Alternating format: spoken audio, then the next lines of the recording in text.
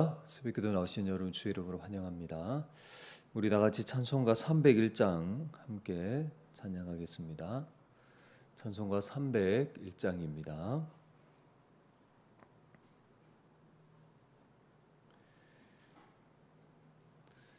찬송가 301장 함께 찬양합니다.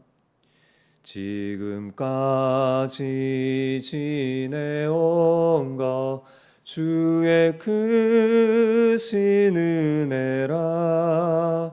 한이 없는 주의 사랑 어찌 이루 말하랴.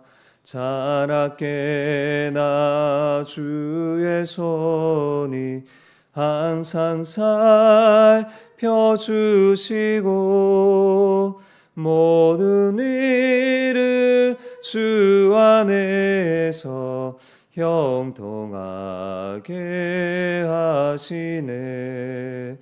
몸도 맘도 연약하나 세임받아 살았네. 물 붓듯이 부으시는 주의 은혜 족하다. 사랑 없는 거리에 나 험한 산길에 맬 때 주의 손을 굳게 잡고 찬송하며 가리라. 주님 다시 배올 날이 날로 날로 다가와. 무거운 짐 주께 맡겨 벗을 날도 멀잖네. 나를 위해 예비하신 고향 집에 돌아가 아버지의 품 안에서 영원토록 살리라. 아멘. 네, 하나님께서 우리에게 주시는 말씀은 신약성경 디모데전서 2장 8절에서 15절입니다. 신약성경 디모데전서 2장 8절에서 15절 말씀입니다. 신약성경 338페이지입니다. 디모데전서 2장 5절에서 2장 8절에서 15절입니다. 네, 우리 다 찾으신 줄 알고 한 목소리로 함께 읽겠습니다. 그러므로 각처에서 남자들이 분노와 다툼이 없이 거룩한 손을 들어 기도하기를 원하노라.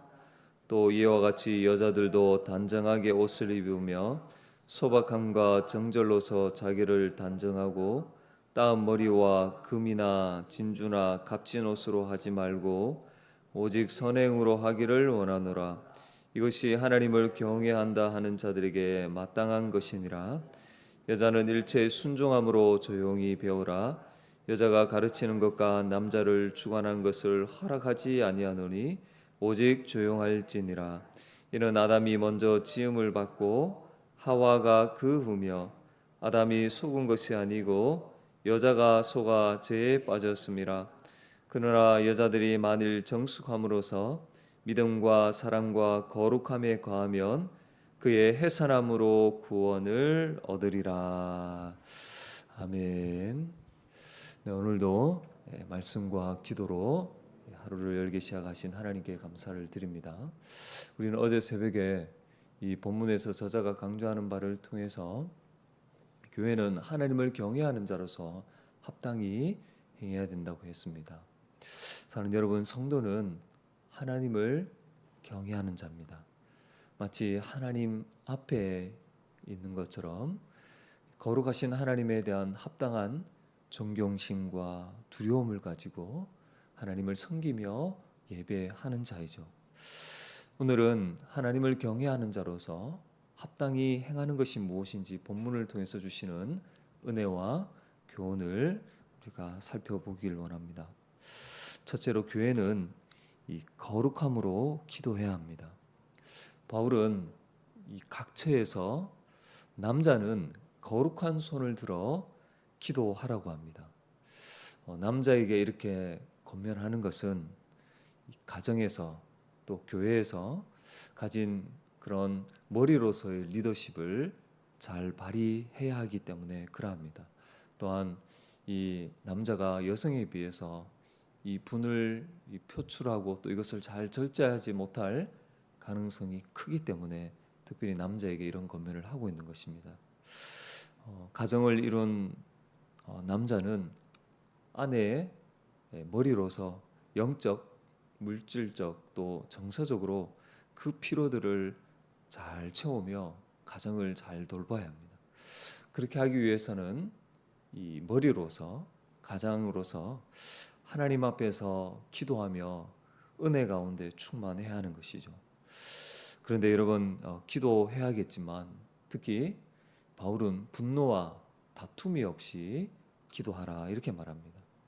여러분 마음에 막 이렇게 분이 있고 또 막 다른 사람과 다툼을 일으킨 채 여러분 하나님 앞에서 기도하는 것은 마치 이 피를 흘린 이 손을 들고 마치 하나님 앞에 기도하는 것과 같은 것이죠. 그래서 하나님이 그 기도에 어떻게 여러분 응답하실 수가 있겠습니까? 그래서 우리가 예배 드릴 뿐만 아니라 일상에서 또 세상에서 구별된 거룩한 삶을 남자는 특별히 살아가기를 힘써야 하는 것입니다. 물론 여기에 여자도 예외는 아닙니다. 여자도 기도하며 또 분노와 다툼 가운데 하나님 앞에 나아가지 않도록 늘 조심하고 경계해야 합니다.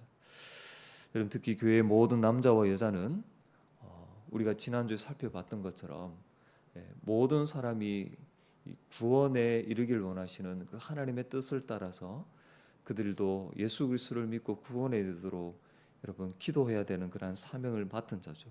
그래서 복음을 전파하는 사명을 맡은 자로서 그들을 위해서 기도할 뿐만 아니라 일상에서도 거룩한 그러한 삶을 살아서 그들에게 덕이 되도록 힘써야 하는 것입니다. 두 번째로 교회는 외모를 가꾸기보다 내면과 선행으로 자신을 단장해야 합니다. 바울은 여자들에게 단정한 옷으로 자신을 꾸미라 말합니다. 아마 이렇게 남성들보다는 이 여성들이 이렇게 치장하고 꾸미는 일에 더 아무래도 많은 관심을 가지기 때문에 이런 권면이 주어지는 것 같습니다.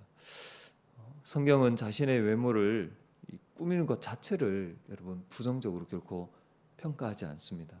그런데 문제는 사치를 위한 것이나 또 자기가 이 정도 된다는 어떤 자기 가시를 위한 화려한 장식구나 보석으로 꾸미는 것은 좋지 않다는 거예요. 여러분 당시 문화에서 어떤 금은 보석을 치장하고 또 그 당시 문화에서는 성적인 유혹이라고 여겨지는 여자가 어떤 머리를 닦고 이렇게 해서 예배에 참석하는 경우 그 당시 문화에서는 아마도 많은 남성들이 특히 이 시험을 받았을 것이라 이렇게 예상이 되어집니다. 그래서 바울은 그렇게 하지 말고 오히려 겸손과 절제로 내면의 아름다움이 드러나기를 권면했던 것이죠. 무엇보다도 선을 행함으로 자기 자신을 단장하는 것이 하나님을 경외하는 여자로서 마땅하다고 그렇게 말씀하고 있습니다. 그렇게 할 때 여러분 사람들뿐만 아니라 이것은 하나님 보시기에도 아름다운 것이 되는 것이죠. 여러분 이러한 문제는 여자뿐만 아니라 남자에게도 똑같이 적용이 됩니다. 사람들에게 어떤 자신의 부와 지위를 드러내기 위해서 막 이렇게 막 이렇게 많이 들어간 그걸로 막 그렇게 꾸미기보다는 자신의 내면을 단장해야 하는 것입니다. 마음의 분노를 그치고 예수님처럼 온유한 그런 마음으로서 그렇게 행해야 되는 것이죠. 마지막으로 여러분 교회는 질서를 따라 순종해야 합니다. 사는 여러분 하나님은 성별이나 어떤 다른 것으로 결코 차별하지 않으시죠. 남자와 여자 동일하게 하나님은 자기 형상대로 만드시고 인격적인 교제를 가지는 영광스러운 존재로 창조하셨어요.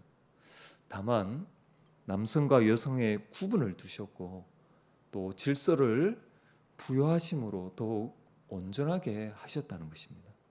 그래서 하나님은 아담을 먼저 만드시고 그로부터 여자를 창조하심으로 남자에게 의존해야 됨을 알게 하신 것입니다. 또한 여러분, 아담이 이 여자의 이름을 짓죠. 하와라 이렇게 부릅니다.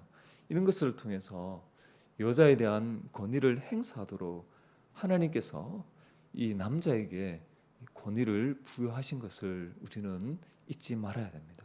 그러므로 교회에서 남자와 여자는, 특별히 오늘 겉면에서 볼 때 이 여자는 하나님이 부여하신 권위와 그 질서에 순종하는 것이 마땅하다 이렇게 분명히 말씀합니다.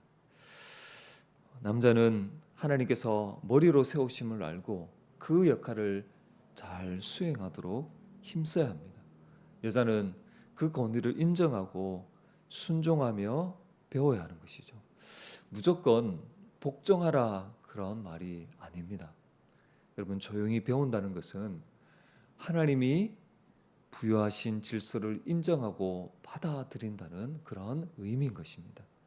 여러분, 이렇게 교회가 하나님을 경외하며 나아갈 때, 특별히 하나님께서 부여하신 권위와 질서를 따라 섬길 때에 여러분, 교회는 더욱 온전해지고 풍성해진다는 사실을 여러분 믿을 수 있기를 바랍니다. 기도하겠습니다.